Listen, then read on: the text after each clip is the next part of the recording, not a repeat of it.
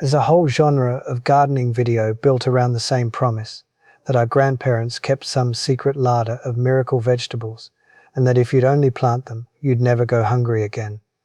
I want to be honest with you from the start. Most of these plants are real, most of them are genuinely worth a spot in the garden, and a few of them deserve to be far more common than they are. But almost none of them were secret, and the ones sold to you as miracle crops usually aren't. So let's walk through 25 vegetables that fed a lot of American households through the Depression. We'll keep what's true, set aside what's been oversold, and at the end I'll give you the one that's most worth trying this season, for about the price of a packet of seed. Start with the rutabaga. You'll hear it called the poor man's potato, and it earned the name honestly. It's cheap, it's forgiving, and it keeps for months in a cool cellar without any fuss. It'll grow in tired soil where you wouldn't expect much, and a late summer sowing gives you roots to carry through winter. One thing I'll correct, because it gets repeated everywhere. Rutabaga is not higher in vitamin C than an orange. It's a decent source, a little under half what an orange gives you weight for weight, but it isn't a citrus substitute. Grow it for its keeping quality and its patience with poor ground. That's where its real value sits.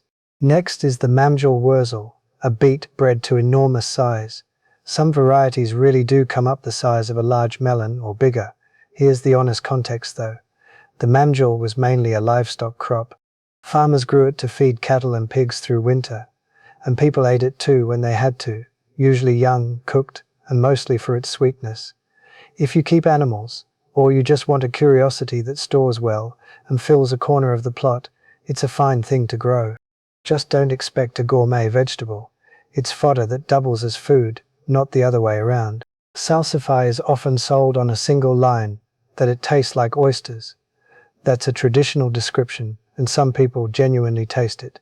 Plenty of others find it mild and faintly artichoke-like. So I'd set your expectations at pleasant and unusual, rather than seafood from the soil. What's not in dispute is how it behaves in the garden. It's happy to sit in the ground all winter and be dug as you want it, and both the root and the young spring shoots are edible. If you like a root crop, you can more or less ignore until you need it. Salsify is a quietly reliable choice. Jerusalem artichokes, no relation to Jerusalem and not artichokes, are one of the genuinely great forgotten crops. They're a native North American sunflower grown by indigenous peoples long before European settlement, and they're perennial. Plant once and they return on their own, and you can dig them right through winter. Two honest warnings though. First, they're rich in inulin, a fiber a lot of people find hard to digest. It can cause real bloating, so start with small portions. Second, they spread. Give them their own corner or a buried barrier, because comes back every year quietly becomes took over the bed if you're not watching. Winter radishes, the daikon and the big black Spanish types, are worth growing. They size up like small turnips, they store well, and the roots and greens are both usable. You'll often hear they protect the rest of your garden by driving off pests. I'd be careful there. Some gardeners use them as a trap crop, and there's a little evidence behind that, but the idea that a ring of radishes shields your whole plot is more folklore than fact. Grow them because they're a substantial storable root from a late sowing. If they happen to lure a few flea beetles off something else, treat that as a bonus, not a plan. Parsnips are one crop where the old advice is exactly right. Wait for frost. Cold weather converts some of their starch to sugar, and a parsnip dug after a hard freeze is genuinely sweeter than one pulled in autumn. They're more calorie dense than a carrot, roughly on par with a potato, and you can leave them in the ground as living storage and dig through winter. Mark the row, because once the tops die back, you'll never find them. If you've only got space for a few things, and you want one that improves in the cold and asks almost nothing of you, parsnips belong on the list. Hamburg-rooted parsley is a 2-for-1 plant. Below ground, it makes a pale root, much like a small parsnip, good in soups and stews, and easy to store. Above ground, the leaves look and taste like ordinary parsley. You'll see it praised for having more vitamin C than an orange, and by weight, the leaves actually do, but you eat parsley by the sprig, not the bowlful, so treat that as a fun fact rather than a nutrition strategy. Grow it for the root, enjoy the leaves as a bonus, and you get 2 harvests from one modest, hardy plant. The turnip's great virtue is speed. Some varieties go from seed to a usable root in around 6 weeks, which made them a genuine insurance crop. If something else failed, you still had time to sow turnips and get food before winter. They shrug off dry spells better than most. The root store and the greens are a real vegetable in their own right, more nutritious than the root by some measures. Sow a little at a time across the season, and you'll always have something coming. Few crops give you a faster return for a smaller effort. Collards are the workhorse green. They keep producing through summer heat that makes lettuce and spinach give up, and then frost only improves them. The leaves turn sweeter as it gets cold, and established plants take hard frosts in stride. Pick the lower leaves, and the plant keeps pushing new growth from the top, so a short row feeds you for a long stretch. They're genuinely high in calcium and vitamin C. If I had to name one leafy green that earns its space nearly year-round across most of the country, it would be this one. Swiss chard is the cut-and-come-again champion. Harvest the outer leaves, and it keeps generating new ones from the center for months, so a handful of plants by the kitchen door will keep you in greens from late spring until hard frost. It holds its own in summer heat that turns lettuce bitter, and it's a strong source of vitamins A and C. It's about as forgiving as a leafy vegetable gets. If you're new to growing your own greens and you want something that rewards you and forgives your mistakes, start here. Among cabbages, the old Danish ballhead was bred for one job: storage. It forms a dense, heavy head that keeps for months in a cool cellar, and like most cabbage, it sweetens rather than suffers as the weather turns cold. It's a solid source of vitamin C, which mattered a great deal in winters before fresh fruit was a year-round given. Time your sowing so the heads mature into the cool of autumn. If you've got somewhere cold and dark to keep them, a few good storage cabbages are about the most reliable fresh vegetable you can carry deep into winter. Navy beans were the affordable protein of the Depression pantry, and they still are. They dry right on the plant, they store for years in a jar, and as legumes they pull nitrogen from the air and leave the soil better than they found it. One honest note on nutrition: a serving of beans has less protein than a serving of meat, and it isn't a complete protein on its own. But pair beans with a grain, say with corn, and together they cover what each one lacks. That corn and beans pairing wasn't an accident. It's good nutrition and good gardening at once. If space is tight, Kentucky Wonder pole beans grow up instead of out. Given a pole or a string, they'll climb 7 or 8 feet and turn a square yard into a productive tower. The more you pick, the more they set, so through summer a short run of plants keeps giving.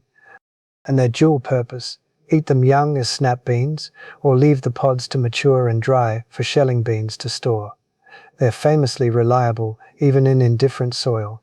For a small garden that needs to earn its keep vertically, they're hard to beat. Ground cherries are the one pure treat on this list. They're a relative of the tomato, and each little golden fruit ripens inside its own papery husk, with a flavor somewhere between pineapple and vanilla. Left in their husks, somewhere cool and dry, they'll keep for a few weeks. You'll see months claimed, and that's optimistic, so plan to enjoy them fresh. They self-sow readily, so once you've grown them, you'll likely find volunteers the next year. They're not a survival crop. They're the small sweet thing that makes the rest of the garden feel like more than a chore. Field peas, the cowpeas and black-eyed peas and their kin, are the southern drought survivors. They send down deep roots and keep setting pods when the rain stops and other things wilt. You can eat them 3 ways: young pods, like snap beans, fresh-shelled peas, or dried for winter. Like all legumes, they fix nitrogen and leave the ground richer, and they're a solid plant protein. If your summers are hot and dry and you're tired of babying thirsty crops, field peas are the kind of plant that just gets on with it. Field corn is not the sweet corn you eat off the cob. It's left on the stalk until the kernels go hard and dry, then ground into cornmeal. That's what made it a staple rather than a summer treat. Dried corn stores easily and turns into bread, porridge, and countless everyday meals, and an acre could carry a household a long way. It's calorie dense, it keeps without fuss, and it pairs naturally with beans, both in the garden and on the plate. If you have the room, it's the closest thing on this list to a foundation crop. Storage onions. The firm, pungent yellow and brown keepers, rather than the sweet mild types, will last many months if you cure them well and hang them somewhere cool and dry. They're easy, undemanding, and they season everything you cook all winter. I do need to correct one common claim though. Onions don't preserve your other stored vegetables.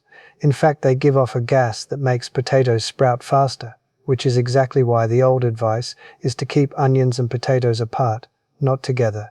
Store them well, store them separately, and they'll reward you. Cardoon is the forgotten cousin of the globe artichoke, grown not for buds, but for its thick, celery-like stalks. In milder regions it's perennial and stands tall well into cold weather, which is part of its appeal. Fresh stems, when much of the garden has shut down. Gardeners traditionally blanch the stalks, wrapping them to tenderize and sweeten them, then braise or bake them for a mild artichoke flavor. It's more of a project than a staple, and it takes real space. But if you like growing something a little unusual that eats well in the cold months, cardoon's a rewarding oddity. Skirret is a sweet perennial root that once sat on a lot of tables and has almost vanished from ours. Each plant makes a cluster of slender white roots, sweeter than a carrot, and being perennial, it comes back and expands year after year with very little from you. In a time when sugar was dear, that natural sweetness was worth something real. The one catch is that the roots are thin and a bit fiddly to clean and trim. If you don't mind that, skirret is a genuinely charming, low-effort perennial worth rescuing from obscurity. Good King Henry is a perennial green that earns its keep in early spring, when little else is ready.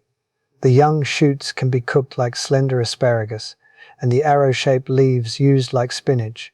Plant it once, and it returns and self-sows, asking almost nothing. One honest note, like spinach and chard, it contains oxalates and some saponins, so it's best cooked rather than eaten raw in quantity. For that gap in early spring before the main garden wakes up, a patch of this in a back corner quietly hands you fresh greens years running. The American groundnut is the one on this list I most wish more people knew. It's a native vine that grows strings of small tubers underground, and those tubers carry roughly 3 times the protein of a potato, a genuinely unusual figure for a root crop, and it's a nitrogen-fixing legume on top of that. Indigenous peoples relied on it, and it helped sustain some early colonists too. The honest catch, it takes 2 to 3 years to build a worthwhile crop, and it spreads, so give it its own space. Patience is the price. What you get for it is a perennial, high-protein staple that mostly grows itself. Runner beans do 3 jobs at once. They climb 10 feet and more, so they screen and shade as they grow. They carry showy red or white flowers that pull in pollinators for the whole garden, and they feed you as young snap beans in summer or as large dried beans for winter. They handle heat better than a lot of pole beans and keep flowering when others sulk, and in mild climates the roots can even overwinter and come back. Beauty and bounty from the same plant, up a fence you are going to leave bare anyway. That's good use of space. Yes, the dandelion, but the cultivated kinds, bred for larger, milder leaves, not the bitter lawnweed you're picturing. Every part is usable. Young leaves for spring salads, older leaves cooked like greens, flowers for wine or fritters, and the roasted root as a coffee substitute. Its real gift is timing. It's often among the very first fresh greens of the year, exactly when you most want them. That deep taproot also makes it tough through drought and poor ground. Mark your cultivated patch so you don't confuse it with the wild ones, and you've got food from a plant most people spend money fighting. Lamb's quarters is the wild green that shows up on its own and turns out to be worth keeping. It's a close relative of spinach and quinoa. It tastes much like spinach, and it holds up in summer heat when spinach has long since bolted. On nutrition, I'll be careful. It's a genuinely rich green, often ahead of spinach on calcium and vitamin C, though the frequent claim that it always beats spinach on iron is shakier than it's made out to be. Like spinach, it has oxalates, so cook it rather than eating bowls of it raw. Let a few plants self-sow, and you've got a free, nutritious green every year. Last is sea kale, a coastal perennial that grows where almost nothing else will, in salty, sandy ground near the sea. It gives 2 harvests, pale, blanched spring shoots that eat like asparagus, and blue-green summer leaves you can cook like cabbage. Once established, it's deep-rooted, drought-tough, and long-lived, and a good patch can produce for a decade or more. If you garden on poor sandy soil, or near the coast where salt defeats most vegetables, sea kale turns ground you'd written off into something that feeds you for years. So that's 25. Not secrets, not miracles, just a lot of sensible, hard-working plants, most of which fell out of fashion rather than out of usefulness. If you take only one thing from this to try this season, make it the parsnip. A single packet of seed costs almost nothing. It thrives on neglect, it stores itself right in the ground, and it pays you back with the sweetest roots of the whole winter, as long as you're patient enough to wait for the frost. Sow a short row this spring, mark where you put it, and forget about it until the cold comes. That's the whole trick. I'll see you next